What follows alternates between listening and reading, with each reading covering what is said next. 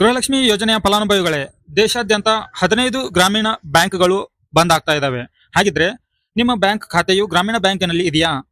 ಹಾಗಿದ್ರೆ ಇನ್ಮುಂದೆ ನಿಮ್ಮ ಗ್ರಾಮೀಣ ಬ್ಯಾಂಕ್ ಬಂದ್ ಆಯ್ತು ಅಂದ್ರೆ ಗೃಹಲಕ್ಷ್ಮಿ ಯೋಜನೆ ಹಣ ಆಗಿರ್ಬೋದು ಅಥವಾ ಸರ್ಕಾರಿ ಯೋಜನೆಯಿಂದ ಬರ್ತಕ್ಕಂತ ಡಿಬಿಟಿ ಹಣ ಯಾವುದು ಬರೋದಿಲ್ವಾ ಅಂತ ನಿಮಗೆ ಪ್ರಶ್ನೆ ಹುಟ್ಟೋದು ಸಹಜ. ಇದರ ಬಗ್ಗೆ ಸಂಪೂರ್ಣವಾದಂತಹ ಮಾಹಿತಿಯನ್ನ ತಿಳಿಯೋಣ ಬನ್ನಿ.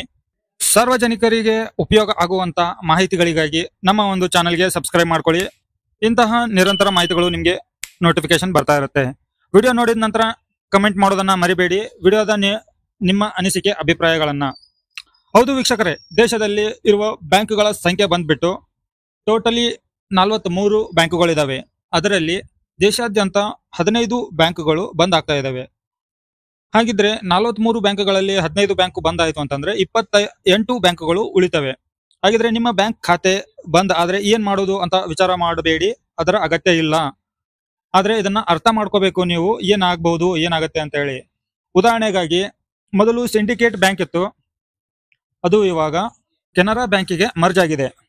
ಅದೇ ತರ ಪ್ರಗತಿ ಕೃಷ್ಣ ಬ್ಯಾಂಕ್ ಹೋಗಿಬಿಟ್ಟು ಕರ್ನಾಟಕ ವಿಕಾಸ ಗ್ರಾಮೀಣ ಬ್ಯಾಂಕ್ಗೆ ಮರ್ಜ್ ಆಗಿದೆ. ಸೊ ಇದೇ ತರ ನಿಮ್ಮ ಬ್ಯಾಂಕ್ ಬಂದ್ ಆದ್ರೂ ಕೂಡ ಬೇರೆ ಬ್ಯಾಂಕಿಗೆ ಮರ್ಜ್ ಆಗುತ್ತೆ. ಮರ್ಜ್ ಆದ ಮೇಲೆ ನಿಮ್ಮ ಬ್ಯಾಂಕ್ ಖಾತೆ ಸಂಖ್ಯೆಯು ಅದೇ ಇರುತ್ತೆ. ಆದ್ರೆ ನಿಮ್ಮ ಬ್ಯಾಂಕ್ ಖಾತೆಯಲ್ಲಿ ಬದಲಾವಣೆ ಆಗೋದು ಏನು ಅನ್ನೋದನ್ನ ತಿಳ್ಕೊಳ್ಳೋಣ. ನಿಮ್ಮ ಬ್ಯಾಂಕ್ ಖಾತೆಯಲ್ಲಿ ಏನೇನು ಬದಲಾವಣೆ ಆಗುತ್ತೆ ಅನ್ನೋದಾಯ್ತಂದ್ರೆ ನಿಮ್ಮ ಹಳೆಯ ಬ್ಯಾಂಕಿನ ಹೆಸರು ಬದಲಾವಣೆ ಆಗುತ್ತೆ. ಇವಾಗ ಸಿಂಡಿಕೇಟ್ ಬ್ಯಾಂಕ್ ಇರೋದು ಕೆನರಾ ಬ್ಯಾಂಕ್ ಯಾವ ತರ ಬದಲಾವಣೆ ಆಗಿದೆಯೋ ಆ ತರ ನಿಮ್ಮ ಹಳೆಯ ಬ್ಯಾಂಕಿನ ಹೆಸರು ಹೋಗ್ಬಿಟ್ಟು ಹೊಸ ಬ್ಯಾಂಕ್ ಯಾವುದು ಮರ್ಜ್ ಆಗುತ್ತೋ ಆ ಬ್ಯಾಂಕ್ ಹೆಸರು ಬದಲಾವಣೆ ಆಗುತ್ತೆ. ನಂತರ ನಿಮ್ಮ ಬ್ಯಾಂಕ್ ಖಾತೆಯ ಪಾಸ್ಬುಕ್ ಬದಲಾವಣೆ ಆಗುತ್ತೆ ಮತ್ತು ಬ್ಯಾಂಕಿನ ಖಾತೆಯ IFSC ಕೋಡ್ ಬದಲಾವಣೆ ಆಗುತ್ತೆ. ಸೊ ಈ 3 ಬದಲಾವಣೆಗಳು ನಿಮ್ಮ ಖಾತೆಯಲ್ಲಿ ಆಗುವಂತದ್ದು.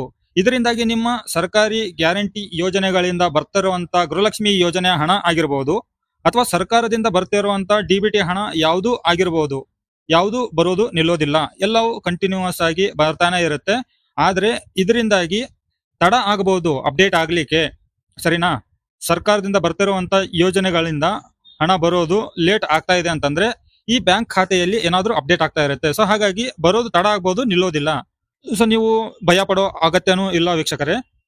ನಿಮ್ಮ ಖಾತೆ ಬದಲಾವಣೆ ಆಗುತ್ತೆ ಅಷ್ಟೇ ಹೊರತು ಬ್ಯಾಂಕಿನ ಹೆಸರು ನಿಮ್ಮ ಖಾತೆಯಲ್ಲಿ ಯಾವುದೂ ಸಮಸ್ಯೆ ಆಗೋದಿಲ್ಲ.